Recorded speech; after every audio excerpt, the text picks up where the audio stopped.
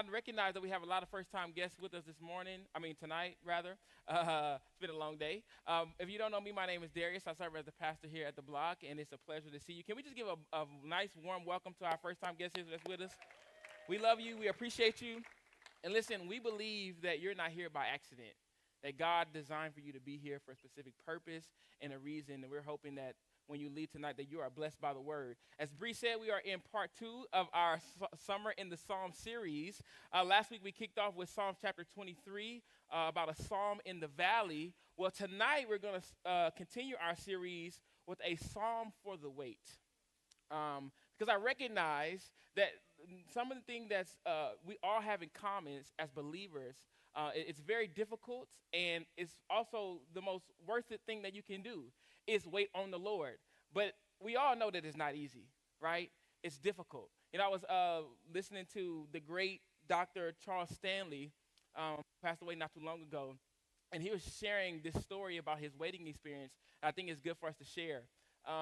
He was talking about the one time he went to the car dealership to pick out a car, and he walked around with the person who worked at the dealership and all those things. And after some time, he finally figured out the car that he wanted. He was sitting in it; it was comfortable, it felt great. And so the dealer went back to fill out the paperwork and get things together.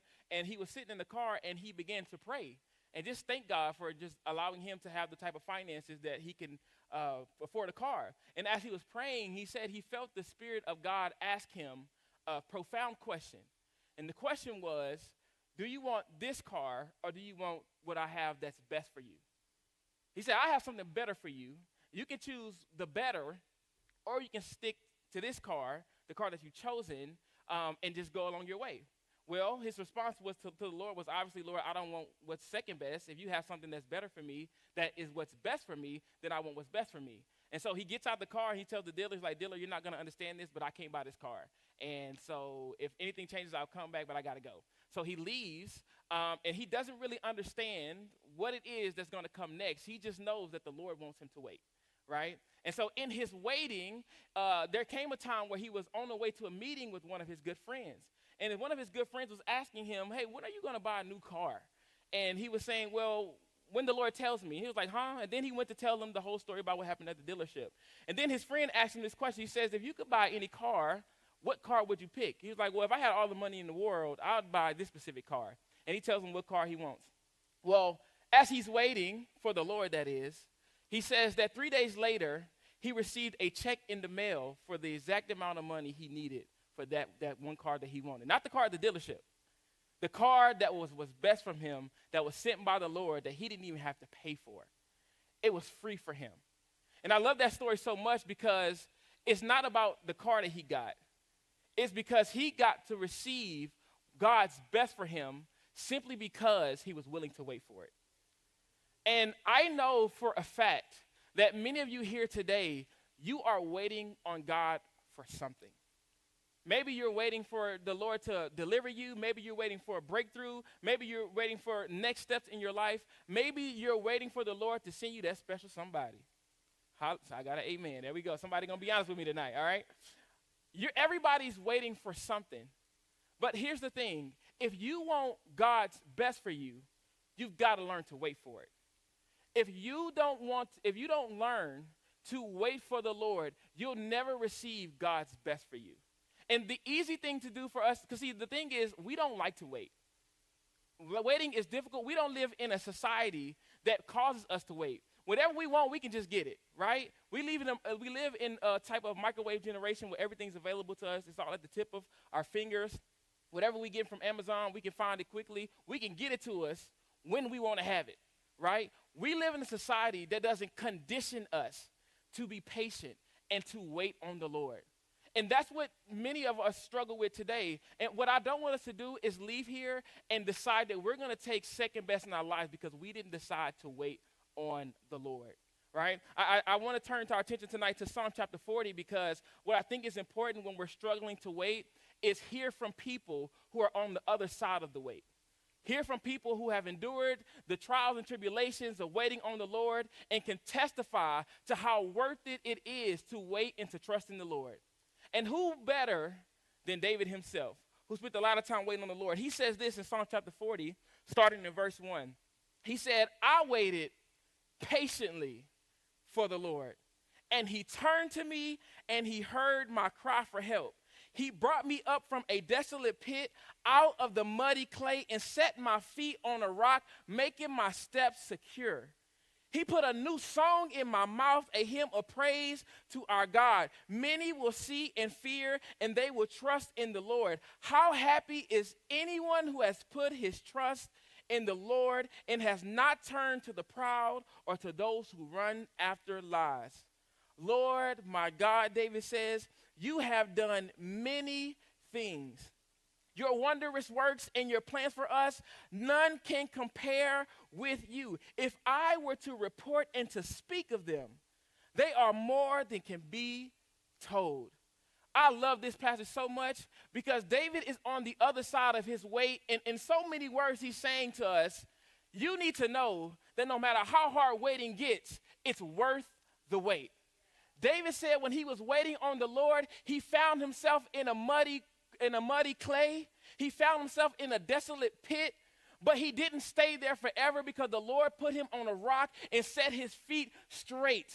The Bible says that David would go on to say that the Lord put a new song in his mouth and gave him a different reason to praise the Lord and to not turn to others. He said, when I waited for the Lord, I ended up happy.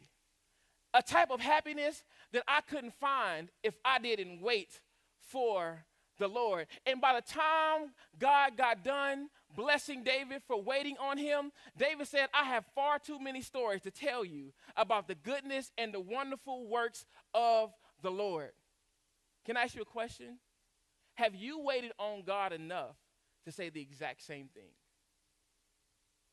Waited on God enough to say, I have way too many stories to tell you about how good God is, about how faithful he is, about how loving he is, about how, no matter how hard life gets, no matter how difficult it becomes to wait on the Lord, you need to wait on him because you're never going to be as happy as you are when he finally comes through for you.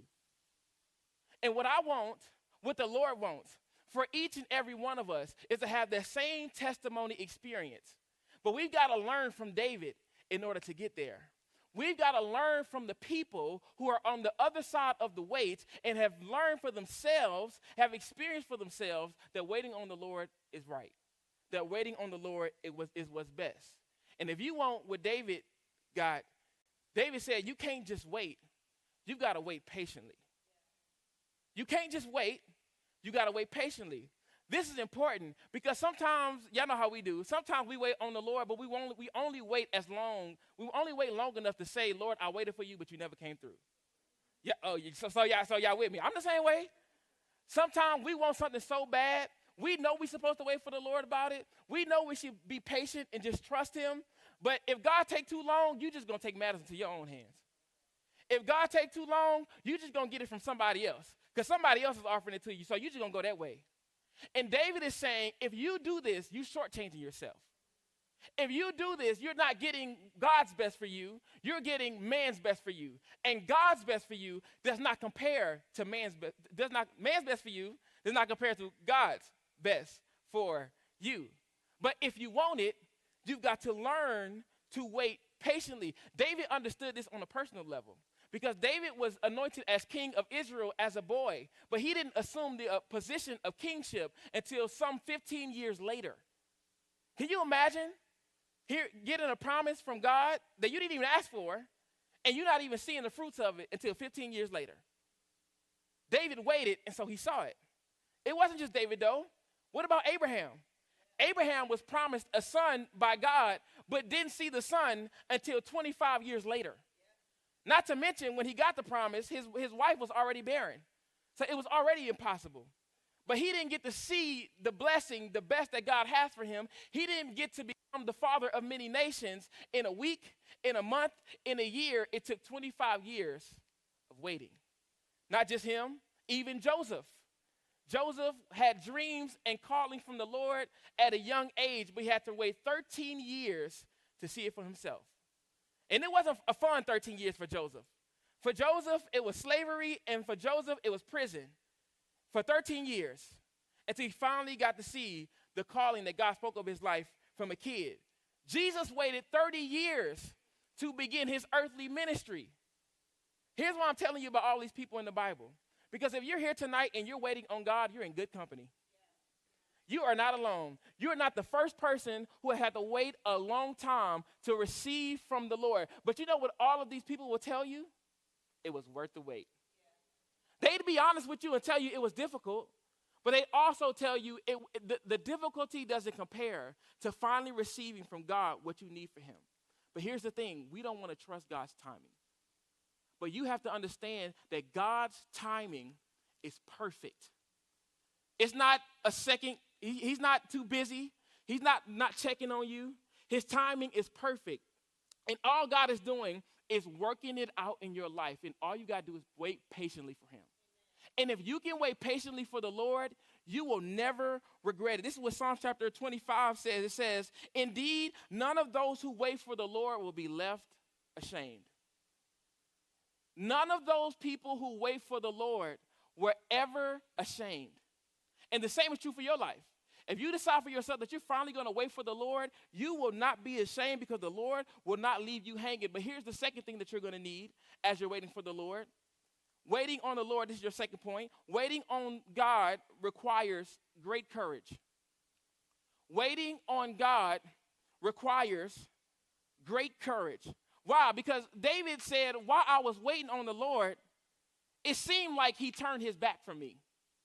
While I was waiting on the Lord, it seemed like he wasn't hearing my prayers. Have you ever been there? As you was waiting on the Lord, it seemed like the Lord wasn't hearing you. It seemed like he was too busy for you. It seemed like he turned his back on you. And every prayer that you prayed seemed like it was hitting the roof and coming back down. I don't know about you, but I've been there. And for me, that's discouraging. David said it wasn't just the prayers. It wasn't just feeling like God had turned his back on me. David said, my life felt like I was in an empty pit. David said, my life felt like I was stuck in a muddy clay. Like I wanted to move forward. I wanted to go to the next season of my life. I wanted new things for my life. I wanted something different. And I was waiting on the Lord to get it, but it never came through. And it seemed as though the Lord has turned his back on me. And it seemed as though the Lord wasn't hearing my prayers. But David's words here are a reminder to us that even though it feels that way, it doesn't mean that it is that way. And what you need to learn to do for your life, when you don't see God's hand, you have to learn to trust his heart. When you don't see God's hand in your life working and moving, you have to learn to trust his heart. Because his heart will be a reminder to you that he loves you, and he loves you too much to leave you hanging. He loves you too much to leave you stuck in a muddy pit for your life. He loves you too much to turn his back on you. He loves you too much not to hear your prayers. You've got to learn to keep trusting him. But to trust in the Lord requires great courage and strength. This is what David said in Psalm chapter 27, verse 14. He says, wait for the Lord, be strong, and let your heart take courage. Yes, wait for the Lord. David is begging you. Even in the midst of your frustrations, even in the midst of your doubt and uncertainty, he's telling you, look, I know you can go any other place and do any other thing, but what you need to do is hold tightly to the Lord. And you need to have courage even in the weakest moments, because even when you're weak, God is strong. Even when you feel like he's not there, the Bible promises that he will never leave you nor forsake you. You just got to hold on with every ounce of strength that you have. And I think that some of us need to put that passage on the tablet of our hearts. Because even when you came in today and you thought about the things that you've been waiting on God for, you've been so discouraged that you stopped praying about it a long time ago. That you've been waiting for the Lord for so long that you not only stopped praying, you also stopped following Jesus. Because you've decided that you were going to go to alternative options instead of Jesus because you wanted a quicker fix. Because you wanted something that would give you pleasure. Not later, you wanted something that was going to give you pleasure today, right now. And a lot of that is because you've grown discouraged in your waiting. And the reason why you need to put that on the tablet of your heart is because you need to feel David's urgency on the other side of his way telling you, no, please hold on, because when God finally gets ready to bless you, you're never going to regret it. You're never going to be ashamed, right? And some of you here who have thrown in the towel on God, God is still saying today, you can still pick it up. You can still wait on me. Because God is still on the edge of his seat, waiting to bless you, waiting to care for you, waiting to give you his best because he's tired of seeing you walking with the counterfeits. That God is tired of seeing you walking around with second best when what he has designed for your life is the very best. And he showed you that he wanted you to have his very best, in that he gave us his only begotten son. And if God was willing to give us his only begotten son so that we can have a relationship with him, what else is he not willing to give us? But you got to wait for it. You've got to trust that waiting is going to be enough. Here's the third thing you need, because this is going to help you in the wait. This is going to encourage you in the wait. You need to wait with a promise in hand. You need to wait with a promise in hand. I remember when I was in elementary school, y'all may know about this, but the teacher would give us candy, right, when we do good stuff or whatever. And there was one particular time when I did something good that was deserving of candy in her eyes, and she didn't have enough candy to give. So she wrote on this paper, she put I owe you, and she signed it and she gave it to me. You know what I'm talking about? You ever had an I owe you? And she said to me, I want you to hold on to this, because this is going to be assurance and a reminder to both you and me that the next time I get candy, I owe you one. So that when I go buy candy, you can hand me this I owe you and know without a shadow of a doubt that you're going to get candy. And when I got the I owe you, I never let that thing go. I didn't walk around with it. I wanted that candy, y'all. I love a good Snickers, okay? Right? And it took a little time before I got the candy. But when the teacher was ready to bless me with the candy, I walked up to her with this I owe you, and I said, hey, you told me that if I give this to you, that you were going to give me something back in return. That is the candy, right? And the I owe you helped me along the way. And God's promises are just the same way. You need to walk around with that I owe you promise in your hand so that you can remind yourself, and you can go to God in prayer and say, God, remember you promised me this. And you owe me this not because I'm deserving. You owe me this because you're faithful to your word. You owe me this because you'll never go back on the things you say to me. And it's been some time, Lord, but I just want to remind you that I got this I owe you, and I ain't never forgot about it yet. See, when you get to walk around with that promise in your hand, you got courage, you got strength, you got something to turn to. And for many of us, the reason that we're not struggling because we haven't found a promise to hold on to in our season of waiting. But I want to encourage you and challenge you. If you can find a promise from God, if you can remember a word that God spoke over your life that you should be holding on to, even when it doesn't seem like it's going to come to pass, watch what God does in your life. Right? And what happens is you begin to live and walk a new way. But let me I can't give you a bunch of promises, but I'm going to give you one that you definitely need to hold on to. This is Isaiah chapter 40, verse 31, and I'm going to do my best not to shout. It says, they that wait on the Lord will renew their strength. They will soar on wings like eagles. They will run and not be weary. They will walk and not grow faint. Yeah. God is saying, listen, I know that waiting for me is hard. I know that waiting for me is going to feel like your strength is being seeped from you. But here's the promise. No matter how long you wait, you can expect a day that is coming where I'll renew all of your strength. I will make you fly on wings like eagles that soar. And you'll get to the end of the wait and say, man, I'll wait again.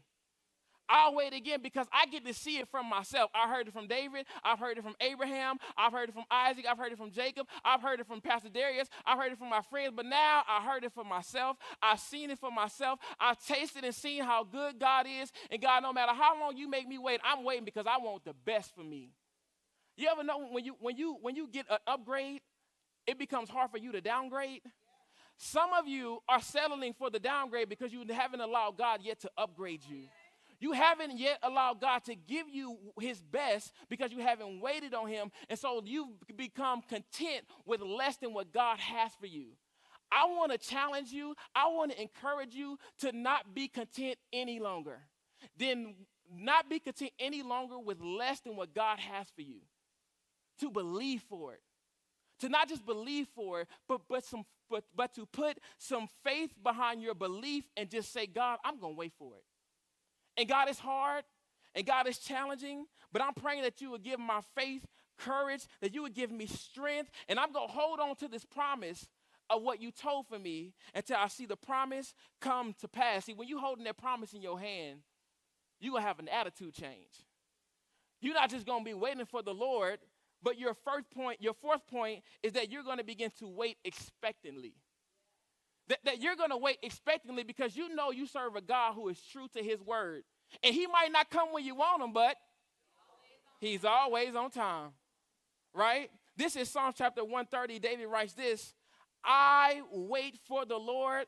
I wait and put my hope where? In his word. I wait for the Lord more, watch this, more than the watchman for the morning. More than the watchman for the morning. See, when the Bible repeats something twice, it's trying to get you to see something, right? How many of you have ever worked the night shift? Y'all remember them tired night shifts when all you can do is wait for the sun to come up in the morning so you can go home, right?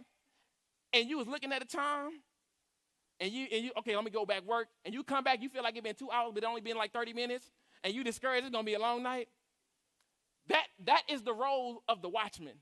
The watchman would stand on the city gate and make sure that there wasn't any enemy nations that's coming in during the night to try to sabotage the city, right? And all he did at night is wait for the morning. Because if the morning comes, that means no enemy nation has conquered the city on his watch and on his behalf. So all he did was sit there and wait.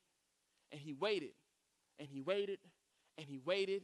And even though he might have fell asleep sometimes, he woke up and waited, and he waited, and he waited, and he waited until the sun finally came up. But here's the expectancy of the watchman. He had no shadow of a doubt that at some point in the night, the sun was going to shine again. The same is true for you if you are waiting on the Lord. It might be a long time. Those 2 hours may feel like 30 minutes, but guess what? You can have full assurance that the sun is going to come up in the morning. You may be feeling like you've been in a season of mourning and sorrow, and you're waiting on the Lord to bring your joy back, but the Bible says that weeping may endure for a night, but joy will come in the morning. But that's a promise I got in my hand. So even when I'm having a bad day, I believe in God that joy is going to come in the morning. So I got an expectancy that no matter how hard life may get in this season of my life, I know that I'm not going to stay in the valley forever because God has something more for me. And God has something more for you, and the more is the best, but you've got to wait for it. And when you begin to wait with the promise in your hand, you begin to wait expectantly. Now here's what I got to do. I got to put you on game. Okay? Because, see, while you're waiting on the Lord, the devil's still busy. He's still busy. So here's your fifth point. Waiting comes with unwise opportunities. Waiting comes with unwise opportunities. What did David say in Psalm 40, verse 4? He said, how happy is anyone who puts his trust in the Lord and has, watch this, not turned to the proud or to those who run after lies. See, David is saying, see, when I was waiting, there were prideful people who told me that it was not worth waiting on the Lord, that it was not worth choosing God's wisdom. It was better to choose their wisdom, the wisdom of the world. Okay, y'all quiet, so let me break it down. Let me get in your business.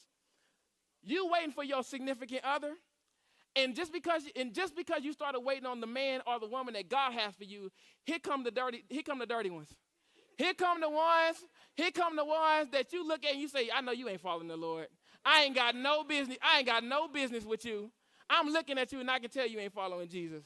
And you want me, you gonna have to go the other way. Because you started waiting on the Lord, the devil started sending unwise opportunities your way. And watch this.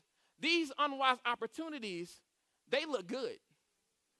They attractive. Don't cry.